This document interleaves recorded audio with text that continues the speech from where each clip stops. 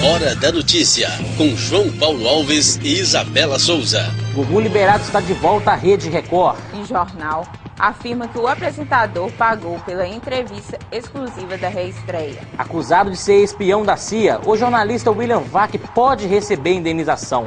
Manipulação eleitoral. Executivo da Rede Globo admite apoio da emissora à campanha de Collor nas eleições de 1989. E em Minas Gerais, jornal erra ao antecipar resultado da eleição presidencial. É agora, no Hora da Notícia.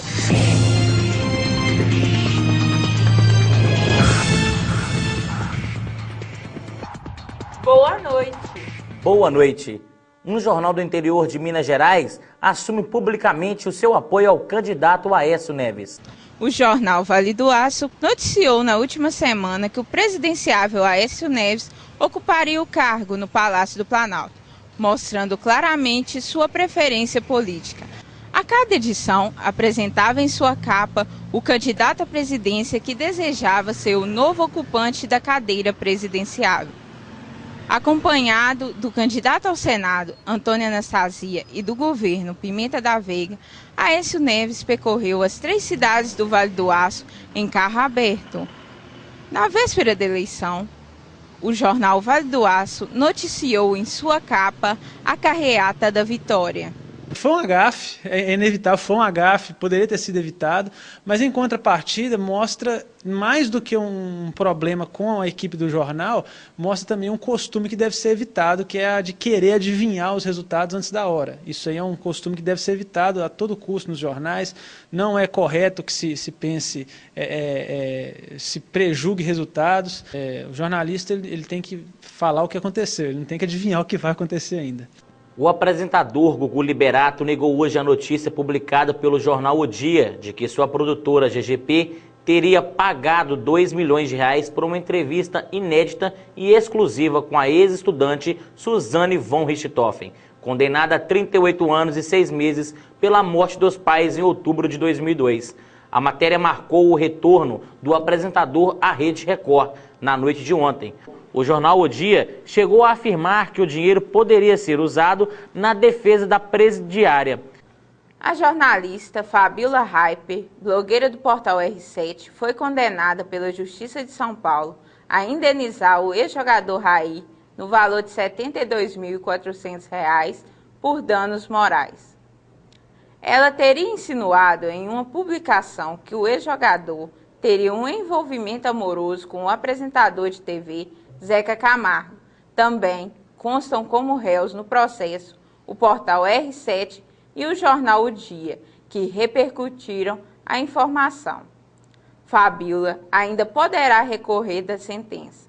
E pelo visto, o impacto financeiro na Rede Record dessa vez será grande. O apresentador do Jornal da Globo, William Vac, também será indenizado pela emissora. Não é isso, Isabela?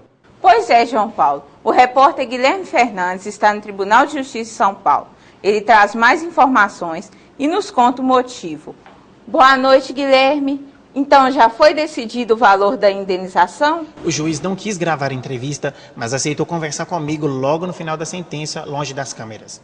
Ele esclareceu que não existe nenhum documento do Wikileaks apontando Vac como informante dos Estados Unidos, como infiltrado da CIA e outros fatos ofensivos. A previsão é de que Vac receba a indenização até o fim da próxima semana.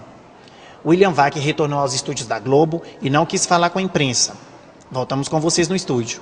Obrigado pelas informações, Guilherme. Boa noite. E a TV Globo está exibindo uma versão do filme Timaya, Vale o que Vier, em forma de série. A primeira parte foi ao ar na noite de ontem, mas a edição não agradou o diretor Mauro Lima. Em seu Instagram, ele sugeriu que o público não assistisse ao especial. O filme, que ainda está em cartaz nos cinemas, mostra passagens em que o cantor Roberto Carlos teria feito pouco caso de Timaya no início de sua carreira. 22 anos depois da primeira eleição direta para presidente do Brasil, uma entrevista exibida pela Globo News revela a manipulação da Rede Globo. A reportagem é de Gualberto Souza.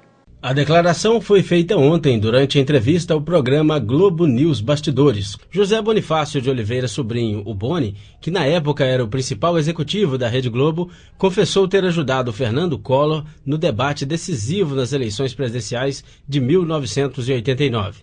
Nos debates estava desigual porque o Lula era o povo e o Collor era a autoridade. Então nós conseguimos tirar a gravata do Collor, botar um pouco de suor com uma glicerinazinha e colocamos as pastas todas que estavam ali com supostas denúncias contra o Lula, mas as pastas estavam inteiramente vazias, com papéis em branco. Mas será que os truques usados por Boni podem mesmo influenciar no resultado de uma eleição? Eu achei que foi uma safadeza muito grande. Que prejudicou foi mais as pessoas que não tinha nada a ver com isso e prejudicou muito. Então eu achei que não foi certo. Eu acredito que pode ter influenciado um pouco, mas nem tanto. Eu acho que mais o povo brasileiro tem a mente muito fechado. Olharam muito o lado da aparência física dele, por falar bem, o povo acreditou nele. E se deram mal, né? Naquela época só aparecia o Collor na TV e inclusive a minha mãe votou no Collor porque achava ele muito bonito. Até o debate, as pesquisas apontavam um empate técnico entre os dois. Mas a interferência da Rede Globo no resultado da eleição não ficaria só nas dicas de Boni. No dia seguinte, uma versão editada do debate foi apresentada no jornal Hoje e no Jornal Nacional. A edição foi duramente questionada porque favorecia o candidato Fernando Collor. O Partido dos Trabalhadores chegou a mover uma ação no TSE exigindo que novas imagens fossem apresentadas antes do dia da votação. Entretanto, o recurso foi negado. Não só da Rede Globo, como qualquer veículo de comunicação que tenha que transformar o seu noticiário em editorial, é uma situação muito delicada. Delicada porque mexe com a opinião pública. É uma opinião pública que, às vezes, na grande massa, falta informação para poder distinguir entre a realidade e os fatos. Na edição de hoje do jornal Folha de São Paulo, Collor negou ter recebido ajuda, mas admitiu proximidade com Roberto Marinho, o dono da emissora na época. A Folha também ouviu o diretor da Central Globo de Jornalismo, Ali Camel. Segundo ele, a ação foi uma iniciativa do próprio Boni como cidadão, ainda que com consentimento de Roberto Marinho. Acrescentou também que se o episódio era factível no contexto histórico da época, hoje ele seria de todo impossível na Globo. A notícia de que o zagueiro do Paris Saint-Germain e da seleção brasileira, Davi Luiz, seria virgem, foi desmentida hoje pelo jogador. Os detalhes estão na reportagem de Wilson Tarres. O que você faria se ao acessar a internet, percebesse que uma notícia falsa sobre sua vida estivesse circulando pela rede? O que põe na rede social é público, né? O que fazer a respeito disso? Desmentir aquilo e, da mesma forma que a notícia foi na mídia, eu pela mídia também vou tentar desmentir ela. Foi assim que o zagueiro da seleção brasileira, Davi Luiz, se sentiu. A confusão começou após o brasileiro postar uma foto do batismo dele em uma rede social, seguido da publicação Eu Escolhi Esperar. Sem apurar a informação, o jornal inglês afirmou que Davi era virgem. A redação é o local de trabalho dos jornalistas. Aqui eles recebem as informações a todo momento, seja por telefone, internet ou televisão. Na busca de passar a notícia em primeira mão, o chamado furo jornalístico, o comunicador não deve esquecer de um requisito básico de sua profissão, a apuração. The people is saying lie things in everywhere about I'm virgin or not. I'm not virgin. I had more than one girlfriend in my life. I just support my one pastor is my friend in Brazil, and they have this ministry about. I decided to wait. I know some people, and I know how working the president, they take some information from everywhere. It was him, I just put in here, another one. But I think when you want credibility, you need to ask for exactly the person. Ao perceber o erro, o Diário Independente retirou a publicação do site e ouviu o jogador, mas não foi o suficiente. Outros veículos de comunicação do mundo também falharam na apuração e publicaram notícia falsa. O jornalista Marcelo Duarte explica que existem muitos veículos de comunicação que não fazem jornalismo sério. Ele ressalta que a mídia deve se atentar para a apuração da notícia. Tem que saber usar, ser ágil, trazer informação a tempo para as pessoas, mas de uma forma correta. Então, a famosa frase, a pressa é inimiga da perfeição, e é verdade.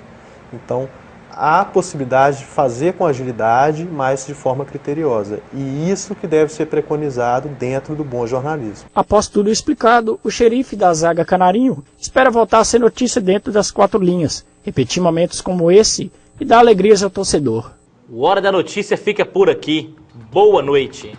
Boa noite.